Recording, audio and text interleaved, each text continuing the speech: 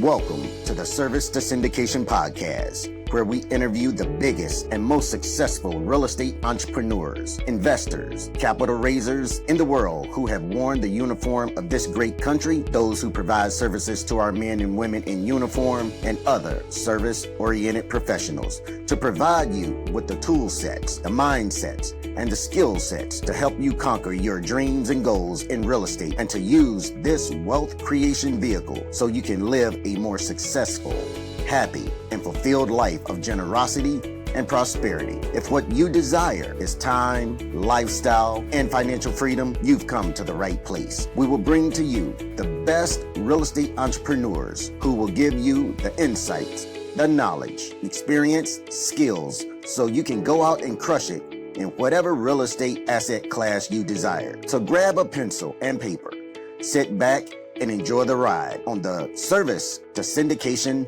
Podcast. 3, 2, 1. Hello, my servicemen and women and other service providers. Welcome to another episode of the Service to Syndication Real Estate Podcast. I am your host, Cedric Marlow.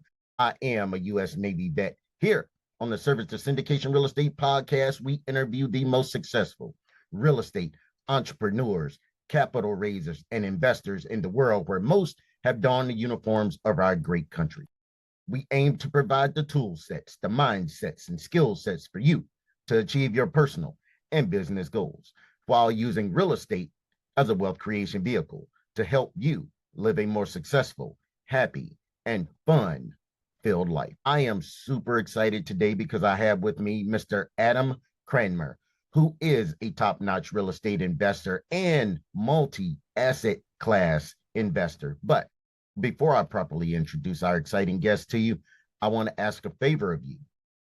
If you get some type of value, if you get some type of insight, mindset shift, if you learn a new skill, new information, receive inspiration or motivation to go out and take some progress in your life, please share this episode with some of your friends. Send it to someone you know who might be or could be interested in real estate. Share it on your social media, post it on your wall, and share it in your stories. Help us spread our message while you help others. And for all of you who share this episode, I want to say thank you. I know you're going to get a lot of value out of this interview, so please like, subscribe, leave a comment so you can be notified of future episodes. Again, everyone, I have with me Mr. Adam Cranmer. He is a military veteran, corporate leader, and diversified real estate investor. While attending the University of North Carolina, he served nearly 7 years in the Air Force National Guard as an air transportation specialist, reaching the rank of staff sergeant. After a medical discharge, Adam built a career in consulting with firms like Deloitte, specializing in digital transformation and AI, and now works in software sales. Adam began investing in real estate in 2017 with a single condo and grew to own 21 units, leading multiple ground-up developments. Today, he's transitioning from active ownership to passive investing, holding stakes in 9 syndications. He's invested in 1,422 apartment units, 1,077 storage units, 989 healthcare beds, and 116 mobile home units, and 3 manufacturing facilities nationwide. In late 2024, he expanded into small business ownership by acquiring a water treatment company in Houston. Based in Central Florida with his wife and son, Adam is preparing for a move to Spain in 2026 while continuing to grow his investment portfolio. And by the way, he's a CPA. All right, Adam. So in like 2 or 3 minutes, just kind of give our listeners a little bit of your backstory, like where you grew up, how was your upbringing, and what in your past shifted your mindset into becoming the person you are today. Thank you very much for that, Cedric. It's fun to hear your own bio. You forget what's happened over the last 15 years of playing the real estate and corporate game. Yeah. So a couple of minutes. I grew up in Houston, Texas, moved to Charlotte, North Carolina, my junior year of high school. My dad got a new position and moved us all to North Carolina. I was lucky enough to move there in time to get in-state tuition at the University of North Carolina. I'm a proud what they call double Tar Heel. I got my bachelor's and my master's at the University of North Carolina, where I met my wife. I had the idea of studying business from day one. I feel like I've been a businessman since I was 5, selling lemonade on the side of the street. But upon graduating and the wonderful environment that we were in 08, 09, and 10, decided to go and get my CPA. So I went and got my master's of accounting, became a CPA. Spent about a year doing accounting things and realized the accounting is very boring. But luckily, it teaches you a lot about how to read financial statements, how to speak to a CFO, how to like kind of look at the actual business side of a business. So I enjoyed doing that. Went to Deloitte, spent 6-7 years there doing consulting, which in my mind is one of the best things that you can possibly do if you really want to learn how to solve problems. And as you know, and you mentioned, as kind of part of all of this was in the National Guard, did a lot of different things within the Air Force. And the one thing that I always tell everybody is there is no other job in the world where you can lead 10, 20, 30, 50 people at 20 years old. There's nothing like that. The amount of trust that the Air Force, the Navy, our Marines, et cetera, gives children. I mean, I know we were adults, but we were absolutely children looking back at some of the things we did. But all of that culminated into this passion for real estate for some reason, because, I, like a lot of others, read Rich Dad, Poor Dad. And I had this click in my brain that it said, you have to own assets if you want to not work for the rest of your life. I was one of those people that, we save a lot in your 401k. You'll retire at 65. I realized, man, I don't want to work until I'm 65. I feel old and beat up, and I've had the knee surgeries like everybody else in the military, and that pivot switched. We started buying real estate, really focused on transitioning from a W-2 to a sales-focused job, still a W-2, but with kind of controlled upside. I control kind of how that income comes in based on my own efforts. And that, that was kind of the rundown. And that's still what I'm doing today is sales. I still actively play in real estate, transitioning more to passive within these syndications. Yeah, I've got married to a beautiful wife, 12 years, I guess now. My son, Winston, is 8. And I will caveat, as I say I on this podcast, there is no I in a marriage. It is a we. My wife and son have been a part of every single thing that I've done in the last 15 years or so to grow what we've grown. Just in case, when she's listening to this, she doesn't think that, I did all these things by myself. I certainly didn't. Yeah, wholeheartedly. I agree. Yeah. If you're married, have a significant other, you can't do this thing by yourself, because there's time being taken away from them where you could be doing things with them, but you're working on the business, and those are things that can't be taken for granted. And so they are definitely a part of the business, whether they're making main decisions or not. Yeah. Yeah. It's the strongest asset you have. Your spouse, married, not, whatever, wife, husband, whoever it is the strongest asset you have. It's like a force multiplier, right? That you don't realize how much you can get done through the sacrifices of someone else, and vice versa, right? And we have multiplied exponentially because of our partnership with one another. So it makes a massive difference. And whether that's marriage or not, you just having a partner, I think you go so much faster if you're not alone and trying to do this. I think we're blessed by people like you that are spreading the message of like how to get things done together and trying to share that education. Not behind some gate that, you had to pay for this to learn, right? That's not fair anymore to people. No, I totally agree. Thank you. So, Adam, you balanced college at UNC with serving in the National Guard. What lessons from that period still influence your business and investing today?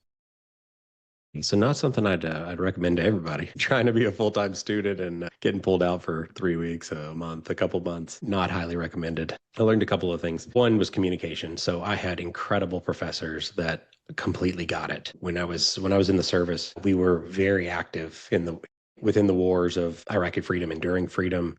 So it was all over the news. They understood it. The key was to just explain to them what was happening and that I don't have a choice in this. I signed up for this duty, but I also signed up to be a college student, and I am in fact paying for this. Luckily, I was reimbursed by the GI Bill, so huge win there.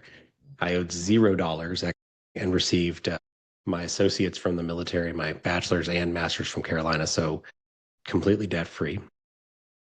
Communication with them would be key, but secondarily, the thing I think that matters most from the military to real business is that you have to learn how to prioritize and operationalize, because if you don't, you can get stuck on the little things. And to me, it was always a journey of what matters most and how do I operationalize doing that, right? Whether it's calendar blocking, even when you're in college, you don't think about those things, but college kids are doing that, right? They're going in and saying, okay, I'm going to study from, 8 to 10 p.m. or whatever, and then we're going to go out and party and have a great time. But it's learning those things of time blocking and learning that on Saturday mornings, this is when I study, I do this, whatever it may be, just kind of getting into that routine and learning what are the important things. What's that 80-20 rule, right? There's 20% of things that are going to get you 80% of that value. That was such a major part of what I learned in the service, is that there's so much red tape. There's so much of the kind of BS that you don't have to do in the service. They just kind of ask you to do those random things, but there are certain things that really matter for the mission. And it's the same in life. It's the same in business, right? If you focus on particular KPIs within your business or whatever it may be, that's how you're going to get the biggest growth within your business. And that was kind of that lesson learned of juggling two positions within the military and my college career. So how, if at all, did military service shape your approach to discipline, risk assessment, and long-term planning in real estate and business? It's the name of the game in the service, right? There's so much. Everybody always assumes like, oh, it's the 4 a.m. Wake up calls, and because they see those things from basic training and things like that. And I've, when I was in the service, I worked night shift a lot, having to move things onto airplanes throughout the night. But discipline was massive for us. They instill that in you, whether it is, particular wake up times, shining your boots, right? It's all the little things that while I just said, right, focus on the things that matter.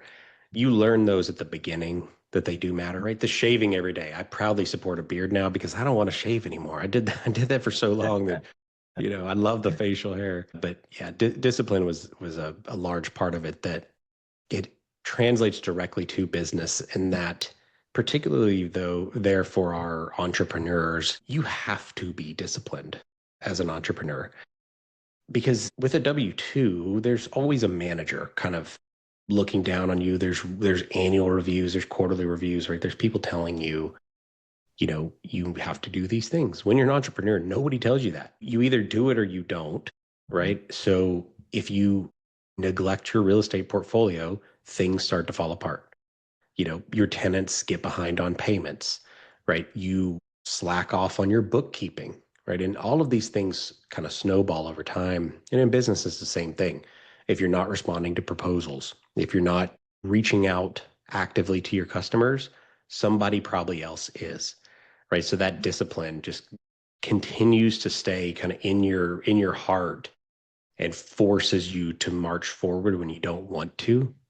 And that was one of those things that I think was massive in the military. On the risk side of the house, I'm moderately risky in the way that I think through things, but I take a holistic view of risk.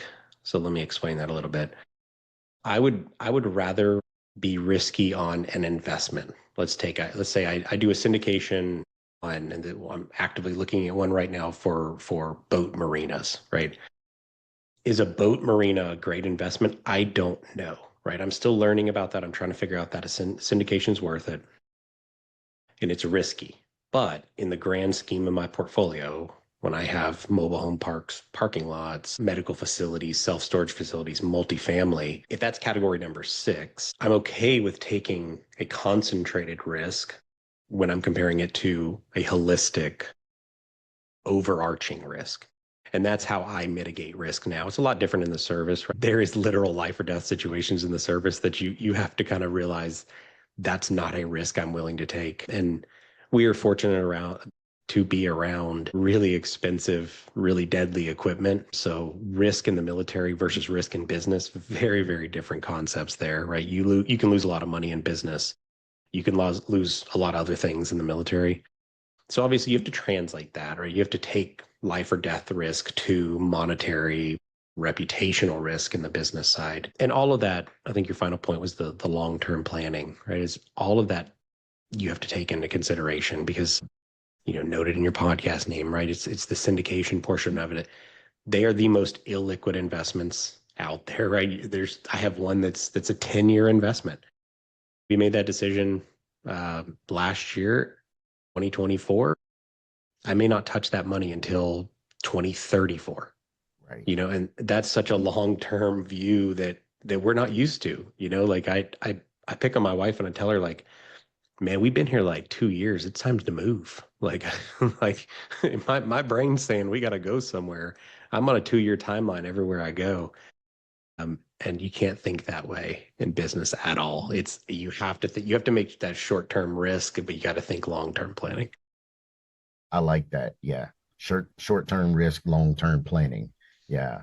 That's definitely what you have to do. So your medical discharge must have been a big turning point. How did you pivot from that moment into your corporate and entrepreneurial path? Yeah, that was tough. Those are probably the probably 2 deepest, darkest parts of my life. So I had, without going into too much detail on it, but I had really bad ulcerative colitis, and my large intestine ended up rupturing. I was lucky that I had just graduated my master's degree, so I was in Chapel Hill, North Carolina. They have an incredible university doctor system there. Was lucky enough that when this surgery had to happen, it was emergency surgery, I was there. I spent the next year trying to do rehab, et cetera, within the military. We came to an agreement that the medical discharge was obviously the best way for me to kind of leave the service. I had just re-upped at that point not too long ago to do another kind of set of tours right after I had graduated. So it was almost 2 years of very little work, doing what work I could, which when you're, have just had surgery where they're, ripping open your guts, like it just is not feasible. And right, I go back to one of the first things I said, the communication. I was very open with the organization that kind of took me in first after my master's. They knew kind of the things that would be very difficult for me to do. We just worked through that. And then kind of over those 2 years, I became a little bit more human again. After that, I had to turn off it'll never fully turn off, but turn off that military side of my brain, because in my heart, I had just signed up for more. I had done this for 7 years of my life and was hoping to do 20. And in the blink of an eye, it was gone. So it was a big time reminder as I made that shift into the corporate world, that while you're not in the military anymore, you can still think that way. There's no one on my team or anybody else that would not call me military in nature, right? I'm very type A. I'm on time. We do things a certain way to a fault. A lot of the times, I get that feedback of being too blunt, and I'm sure you've heard it before, right? It's the same old, but it's a tough transition. And for those, I don't envy those folks that are doing it even voluntarily to get into the business world. But my advice there is, don't let that leave you. It's always going to be a part of you when you are, a Navy veteran, an Air Force veteran, a Marine, right? Even the Coast Guard, who we love to pick on, right? They're all going to be. It's always going to be in your soul of the things that you do within the service. But you do have to realize that there are significant differences, right? the hierarchy, you're now at the bottom, right? So even if you led 50 people before, a lot of folks, kind of look at that and go, okay, cool, you're the bottom of the totem pole now. But I would just say carry on that discipline, learn what you learned about kind of rank and file, but then at the same time, realize that you're not in the military anymore, right? It's a corporate world. On the entrepreneur side, lever everything you can about the military, because the faster you are, the faster you make mistakes, the more disciplined you are, working the extra hour, right? We have this caffeine tolerance that nobody else has in the world, lever that to your advantage. But yeah, that's kind of the big viewpoint for me, was never let it go, but at the same time, maybe tone it back a little bit to make sure that you're not scaring the civvies out there. That's funny you even mentioned that, because I'm a very direct person. I don't do it intentionally. It's just innate in me. In the U2, I had a supervisor one time was like, I think you need to tone down your email a little bit. It's a little too direct. And it wasn't hostile, but it was just to the point. I didn't want to go around, make circles, go around curves and all of that. It was direct. This is what I'm looking for. Boom, that's it. Fluff it up a little bit. Okay, I can do that.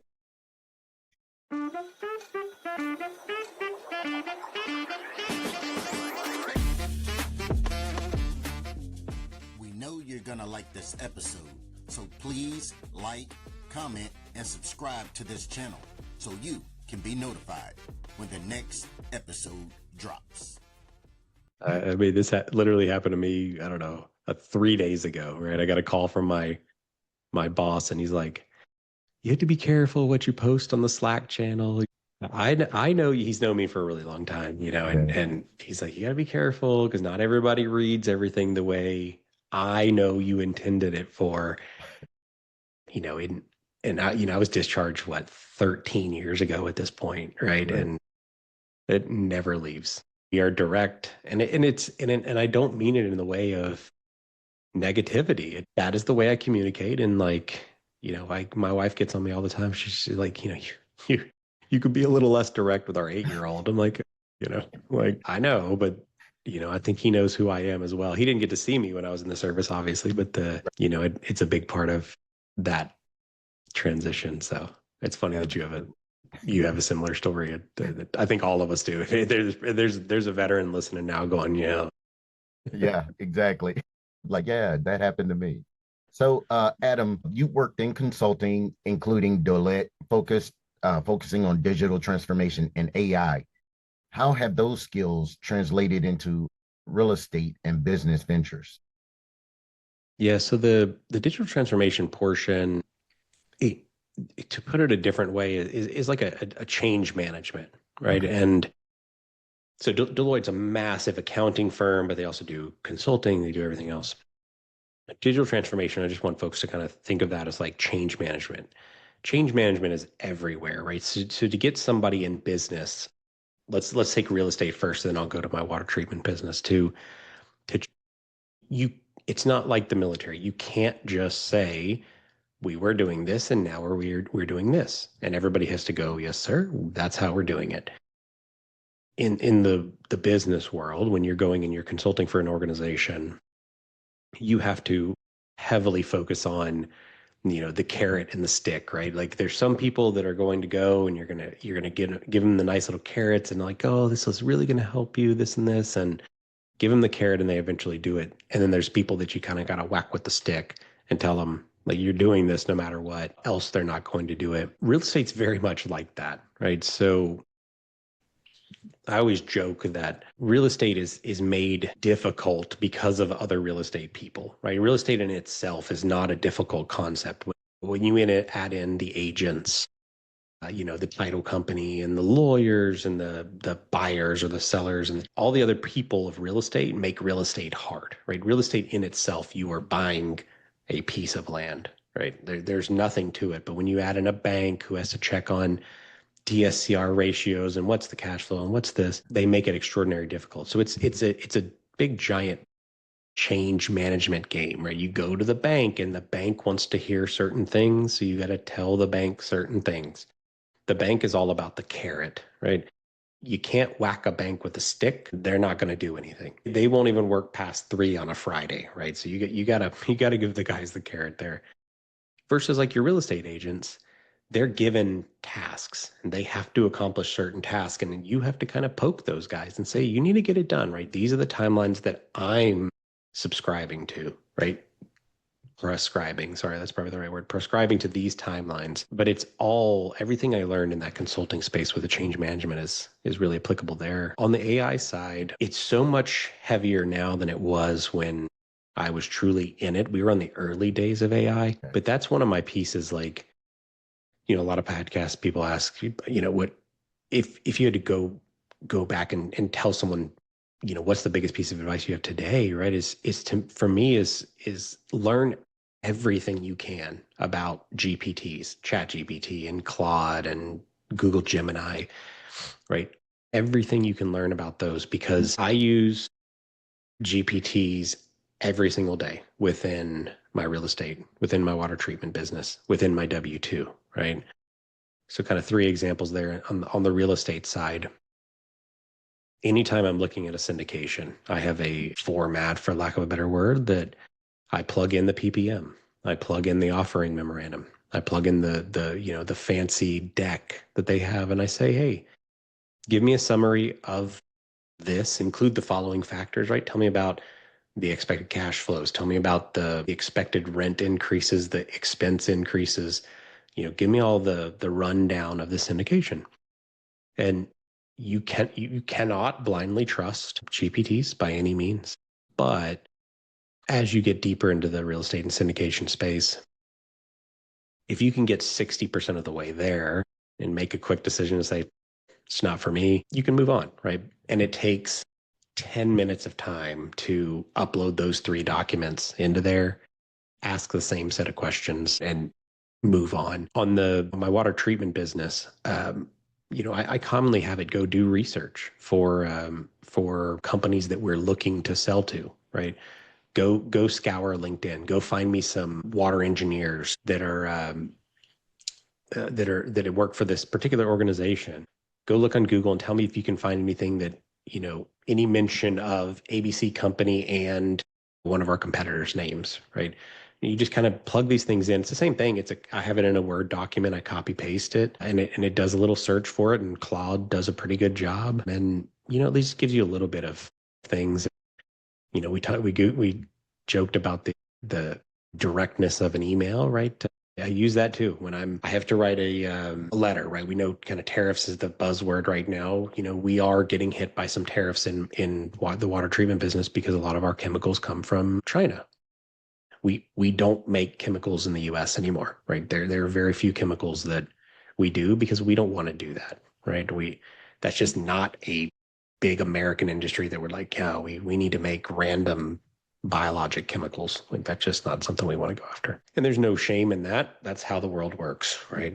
Welcome to a world economy. So, we had to write letters to say, hey, we're getting hit with tariffs, or prices are going to go up. I wrote some semblance of a letter. I plugged it into ChatGPT, and it's like, make it better, make it, direct, but, less stressful to the customer, right? Like, I'm looking for this semblance of a format, and I kind of gave it a format. And yeah, I don't know why I'm still surprised, but it spits out an almost perfect document, right? And if you get 80%, 90% of the way and you got to make some changes, Yeah. it's so much better than we are, right? And it blows my mind. And we're on an exponential curve of AI. I think we're only about here, and I think we've got here to go. So I use that frequently, and finally in my W-2, my sales job, a ton of research. So same thing of like when I'm just doing basic research for an organization, I'm doing deep due diligence on like a customer that I'm about to have a conversation with, right? I want to learn about them on their profile. I want to learn about their company. I upload their annual report, right? There's a CPA in me going in. Give me some insights from the 10K? Listen to the latest quarterly release from their CFO, their CEO, whoever, analyze the transcript, give me 5 themes that they talked about and a couple of details for each of those. I don't know how it does it, but it's listening to an entire hour-long thing in 2 minutes and spitting out summarizations of it and reading a 400-page document instantaneously and pulling out the key things that would literally take you all day at work. So it's just, AI is absolutely incredible. And if you're not leaning into it, you're going to get left behind. I agree.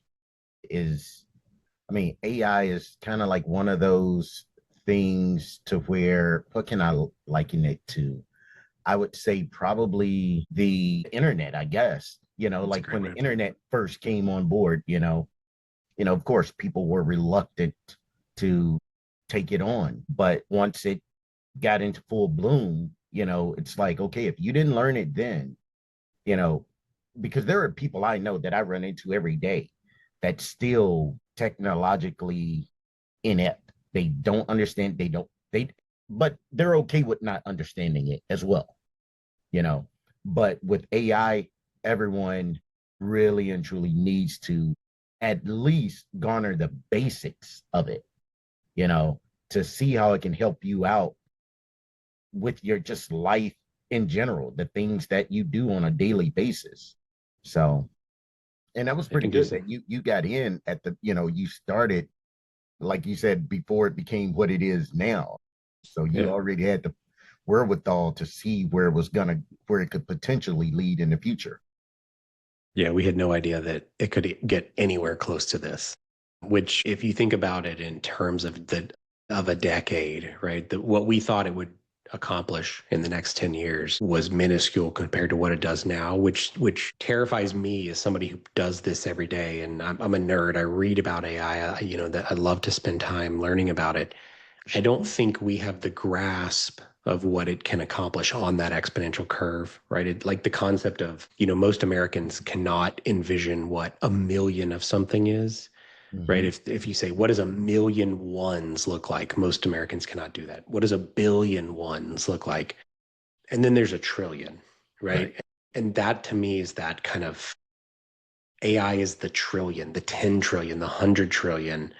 We have no ability to conceptualize what that looks like at all. And, my hope is that AI solves the world's biggest problems, right? It gives us the ability to feed the hungry, to eliminate climate change, right? To stop the wars, to do all the things that matter, because I don't think we're going to do that on our own, right? I think we're too much humans, right? We fight about stuff and we're selfish and we're greedy and we're humans, right? And we're not all bad, but we're not all good either. But I think while AI, there's these fears of AI, robots destroying stuff, which also should keep you up at night because they're terrifying, but maybe it can do incredible things and it can cure it can cure every cancer, every variation of cancer. It can do things that we never imagined possible. That's where I'm hoping that $100 trillion thing is with AI. I won't be the one to solve it. I'm not an AI engineer, but there's some really, really smart people out there. Yeah, 100%. I mean, especially when you have Mark Zuckerberg willing to pay people $100 million to come and work for Meta that are, some of the top AI people in the industry. That's insane, but that also should tell people the power that AI could potentially have for our lives, or that it has for our lives. Adam, so you started with a single condo in 2017. What sparked that first purchase? Yeah, so it was obviously the Rich Dad Poor Dad was kind of that initial match that lit up the room. But I just saw something in my head that was like, real estate prices don't seem to go down. Mind you, I just lived through 2008. I started my career at Bank of America, and 2008 was the absolute worst time to work for a bank.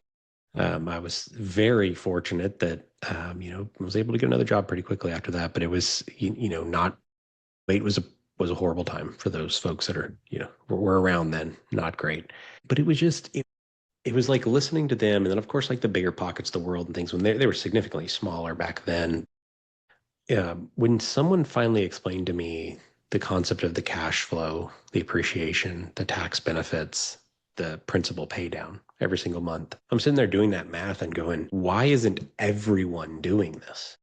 Like, what is everyone missing that we have found in real estate? And I came to find out that we just have such a spending culture in the United States that nobody saves any money. And because although you can house hack and things like that, there's a significant down payment required on a home. And I tell everybody, your first 5 years of real estate are not going to be fun. Things are going to break. They're going to cost money. It's an expensive game. Anybody that thinks real estate is you can do it without any money, right? It's just, you're setting yourself up for failure. I think one of the most powerful things you can do is in fact house hack, right? If you can live in one side of a duplex and rent out the other, and even if they cover $400, $500 for your mortgage, right? Or that's what you're left with, whatever it may be, you're significantly going to beat your peers because you are going to be able to put money aside early in your life and you're going to let compounding do its thing. But it was just like a math problem for me, honestly. I wish there was like some really cool answer to this of that, but I had a great mentor, which, put your pride aside, get a mentor, get multiple mentors. You got to pay for one, pay for a mentor, right? You shouldn't have to when you're early in your career. There's going to be people, Cedric, I guarantee you have somebody you mentor in your life, right? I know I do on my end, right? I don't take money for that because one, I love this. I love this stuff. I love talking about it. I could talk about it all day. But someone is willing to help you, period. Because people like us like to teach. My mom taught, right?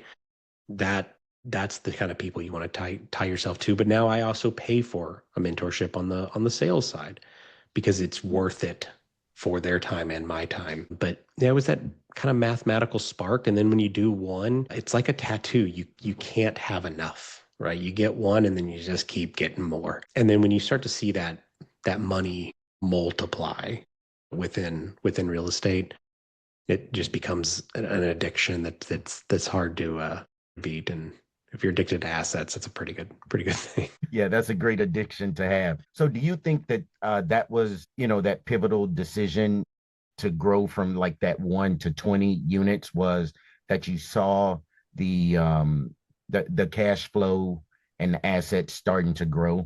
So the cash flow was a big portion of it because it was real, but we were very conservative in the way that we approached it, in that we didn't live off the cash flow. I think one of the biggest mistakes you can make early in your real estate career is quitting that W-2. Your W-2 is your biggest partner, right? We talked about earlier, find a spouse, find a best friend, find a really incredible partner.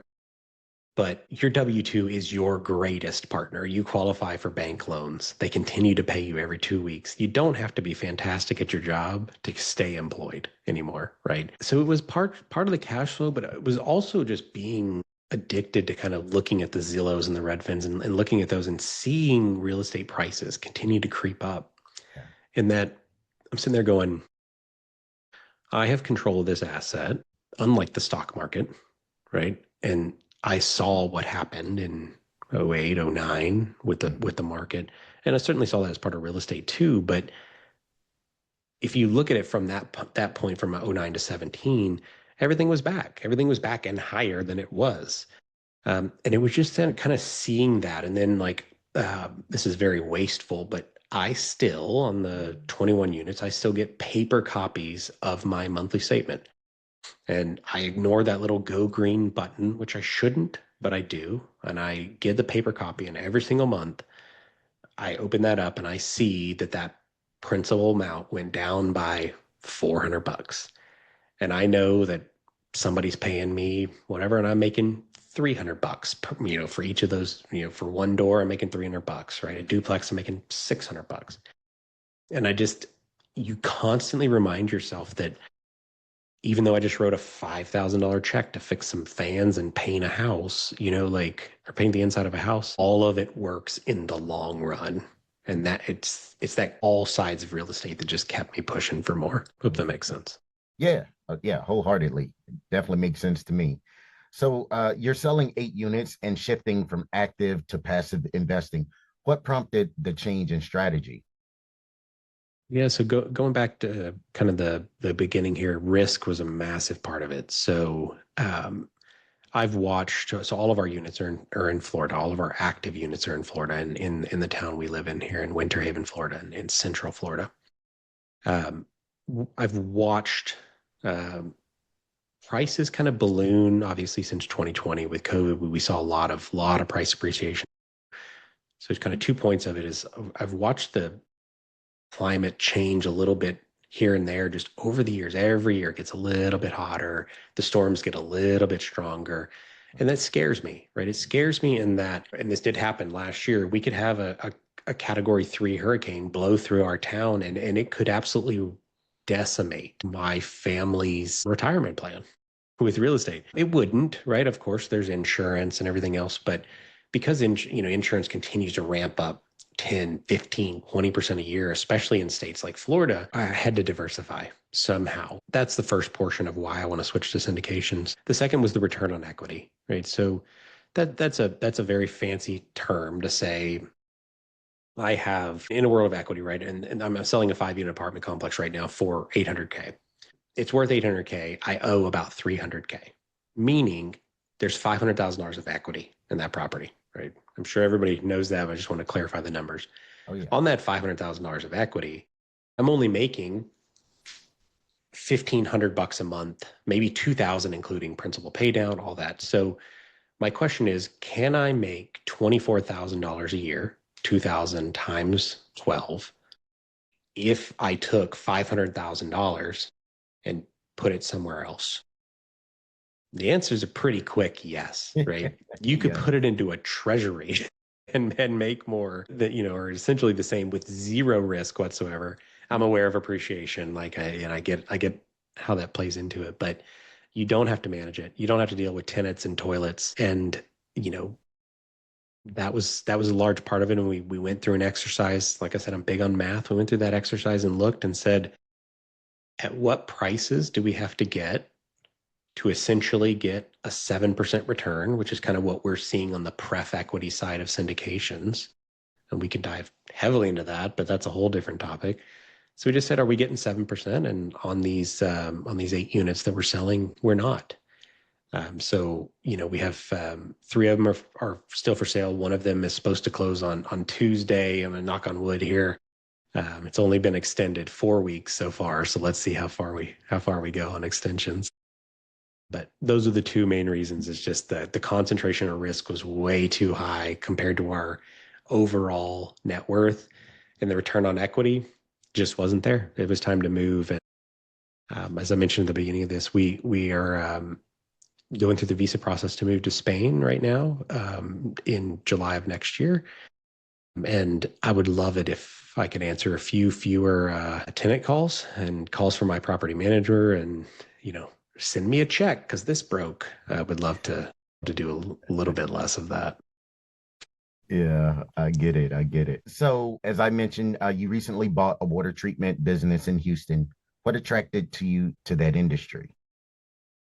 Yeah, so you and I were talking a little bit before we hit record, but for the listeners, bought it about a year ago. Didn't know anything about water treatment, but essentially what got me to purchase this was that this company, so in a nutshell, there's HVAC units. We treat the water inside of those. Those have monthly contracts tied to them. I am in the pursuit of assets that create monthly income. So with the water treatment business, that was exactly that. We sell equipment tied to that water treatment. We sell a monthly water treatment service. And we sell the chemicals tied to that water treatment. So it's an all-in-one encompassing solution. But every month we get a check, $500, $1,000, $1,500, whatever it is, over and over and over. And there's a team on the ground who they are actually called water treaters. They love that they refer to themselves as water treaters. There's a team that does it, and they love it. They love the customers. The customers love us. We are all about, we certainly stole from the Air Force here, and integrity first, right? We do not do anything that will hurt our ethics there with this, because we know there are other organizations out there that will skip a service. Like no one will know. No one will know if you show up and you do nothing. nobody knows. It's what you do when nobody's looking that matters. And that's made a difference for us. We've always been service before self and integrity first, right? So I drew that from my military days, and I continue to harp on that to my guys that, this stuff matters. If you were being recorded, would you be doing what you're doing now? But that's a really long answer to say recurring revenue, baby. Everything about real estate, about syndications, about small business. How do you get the cash flow to get out of the W-2? Don't be in a hurry to get out of the W-2, but get the cash flow. So when you're sleeping, that money's still coming in. Right. So you and your family are planning to move to Spain in 2026. How does this relocation fit into your financial and personal goals? Yeah. Other than the fact that Spain taxes you at like 50%. Oh, Yeah. There's a lot to this, but so I'll give you a little bit about the why. I joke that I am a capitalist. I love the capitalist system. It rewards those who work hard. And that to me is everything. I think you should be able to earn what you deserve. I think anybody, mind you, there are people that have significantly harder uphill battles, but I think everyone can beat that hill no matter how big it is. It just might take more effort than other people. Some people are given the golden spoon. Some people are given no spoon. So I love capitalism, but honestly, what I truly believe, a lot of the issues, my medical issues, which I still fight today, are caused by stress. And a lot of it is me doing it to myself. And that capitalist that I am is impossible in a place like Spain. They view life differently in Spain and Italy, right? When you think about La Dolce Vita in Italy, right? None of that revolves around work. They take these 2-hour lunches. They go low and slow. And I think it'll take me probably 5 years to figure that out. But so much of this planning with our portfolio, moving it to a syndication and buying a business and getting cash flow is that while I still plan to work the sales W-2 job, I would like to step back a little bit over time. And I want that to be replaced by the cash flow, right? I could probably retire today if I wanted to and live this life. And one of the things my wife and I want to ultimately do is to buy a vineyard, run a kind of bed and breakfast on a vineyard. And my goal would be to invite all these people that I've met in my life to come stay with us. And we actually don't want to make money on the vineyard. We don't want to do we just want the friendship. We just want to sit around and do live podcast, sit around and drink wine and talk to each other. We don't have to record it. We don't have to do anything, but I want to show people that there is more to life than money, because I have to remind myself that all the time, right? That I shouldn't be stressed about working on a Saturday and I'm going to work tomorrow too, because if I work a little bit more, maybe I make a little bit more. But all those decisions that we've made with real estate, heck, starting in the days when I was like, I'm going to join the military so I don't have debt when I leave, right? It was all revolving around this decision to ultimately move to a country that views life differently. And I don't know, I promised my wife 2 years. Maybe we move back after the 2 years. I bleed red, white, and blue. It is what it is, but we're going to give it a shot and see what happens. And if anything, I'm hoping my Spanish improves. That'd be great, because it ain't there now. So it'd be good either way. I love that. I love it. Great plan, Great plan for you and your family. Well, Adam, unfortunately, time has flown by. I mean, we could continue, but I tell you, it's been a blast having you as our guest today. And as we close out, please tell our listeners where we can learn more about you, get in touch with you, and learn about all the fabulous things you have going on right now. Yeah, and first I'd like to thank you for the opportunity to speak here. This is a great podcast you have, and you're doing the Lord's work here, getting information out to the masses. On Instagram, I'm on WGC Rentals. That's my kids' initials, Winston Gray Cranmer. That's our rental company. Honestly, I don't do a ton of information about rentals. It's a lot about my life and things like that, but you can reach out anytime if you'd like to. I'd love to talk, obviously. And then honestly, the thing I'm most on is LinkedIn. So just look up my name here, Adam Cranmer. I post a lot of things on LinkedIn. You can reach out to me there, but those are my two top things. I feel like I'm a little bit old. I'm between too old and too young for Facebook and TikTok. So I don't have those at all. I get it. It's great. It's great. But awesome, Adam. Again, I want to thank you for your time today and all the wisdom you have provided to my listeners. It's greatly appreciated. And I want to thank you, our fans, for tuning into the Syndication Real Estate Podcast, where we want to add value to you and your investing business. Please tune into our next episode, where we will interview another fantastic investing professional. See you next time.